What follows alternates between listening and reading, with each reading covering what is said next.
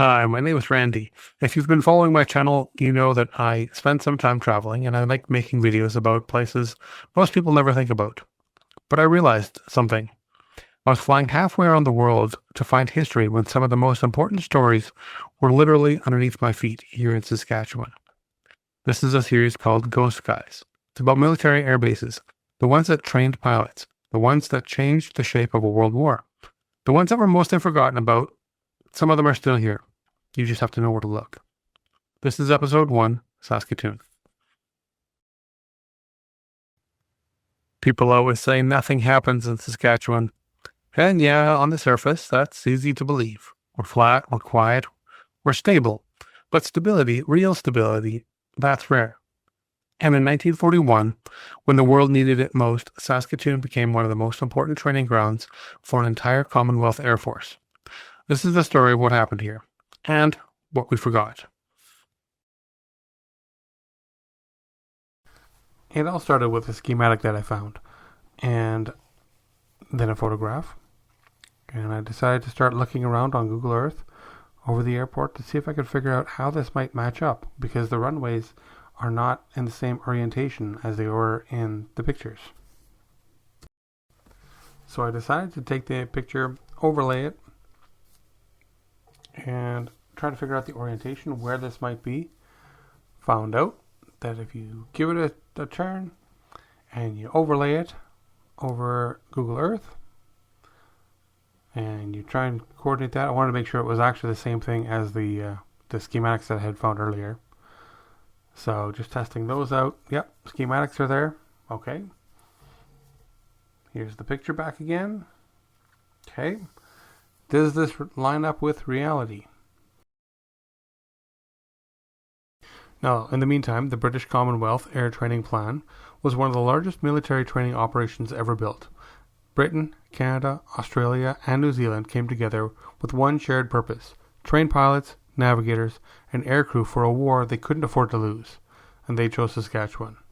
Why here?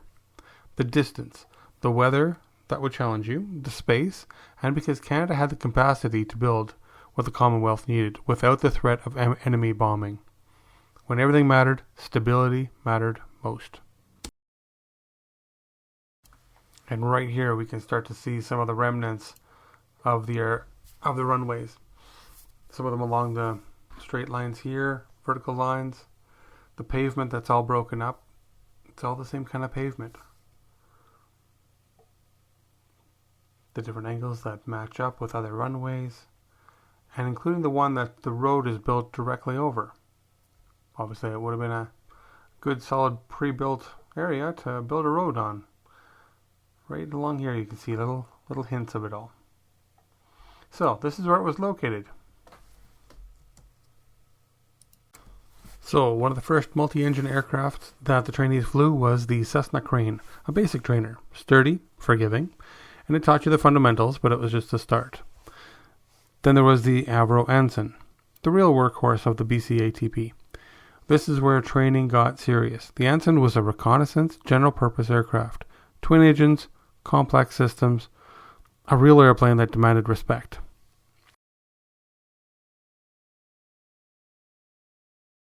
These were the men who came here from across the Commonwealth, some from Britain, escaping the Blitz, some from Australia and New Zealand.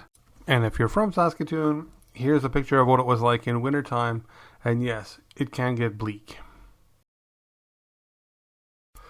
The Anson had a crew of 3, pilot, navigator, and wireless operator.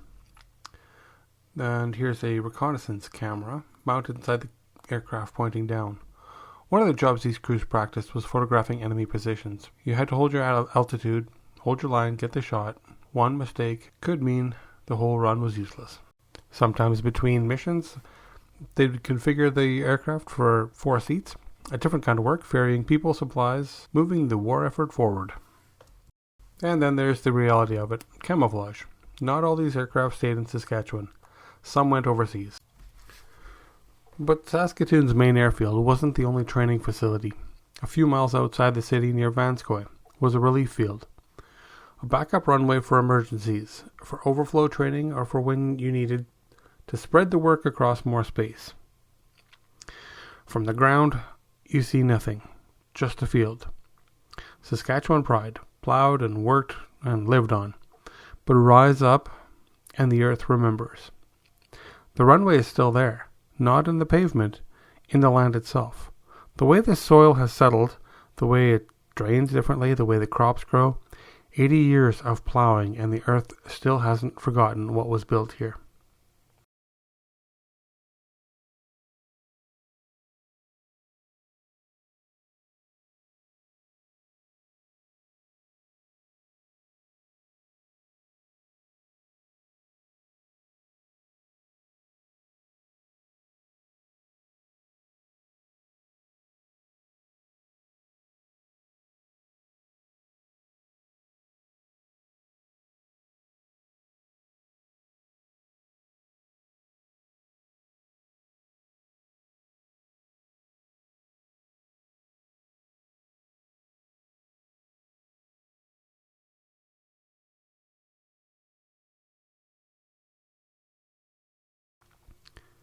Imagine you're a pilot in 1943, coming in hot, engine trouble, weather closing in.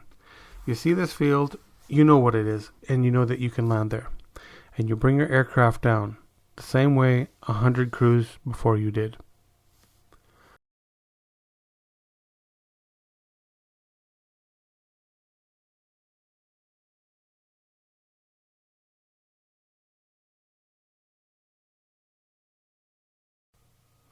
This is what they saw. Hoping to land safely, getting down one more time. Doesn't always work out that lucky. While we were there, we noticed a couple of kids coming up to us. Neighbor kids that whose family owns the land. And they told us a couple of other stories of bunkers in the area. And just, I was surprised that they knew a good chunk of the history of it. And I was proud of them that they knew the history. I mean, these kids were only about 9 or 10, and I was very impressed, and I was grateful to hear that the next generation has heard the stories and is passing them on.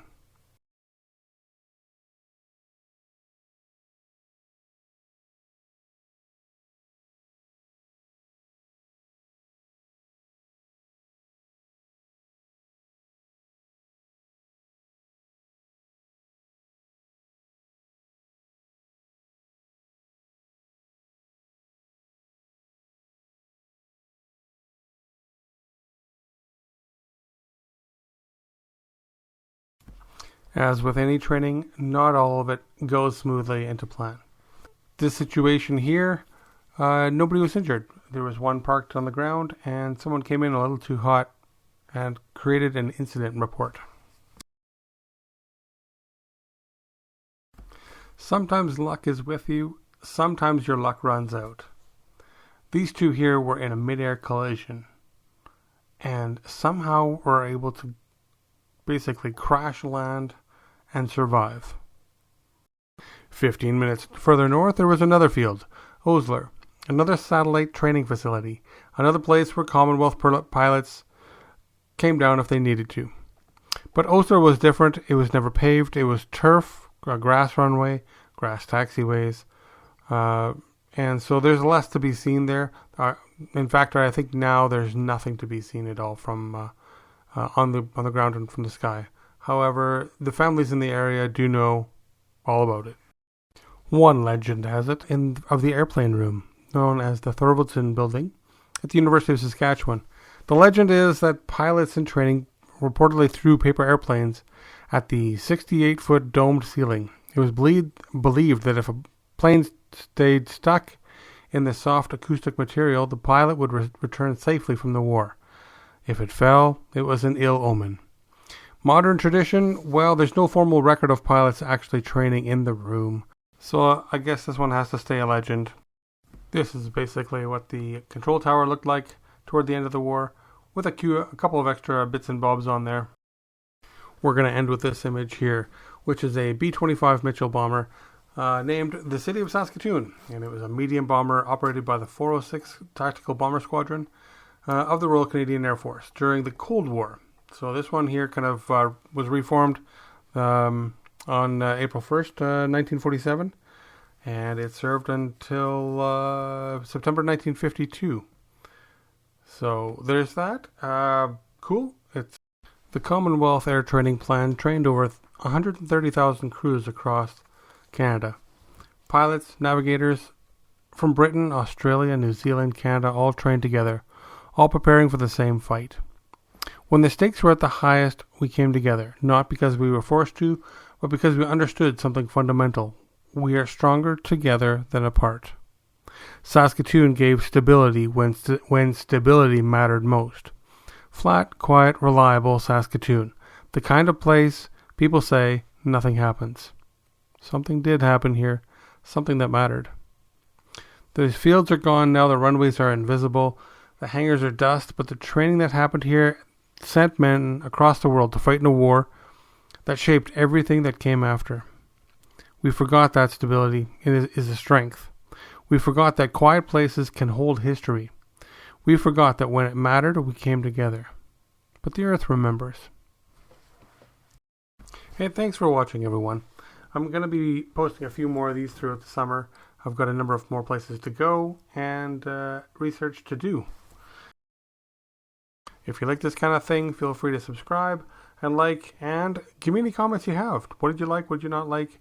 And what are some special places you think I should check out? We'll see you in the next one.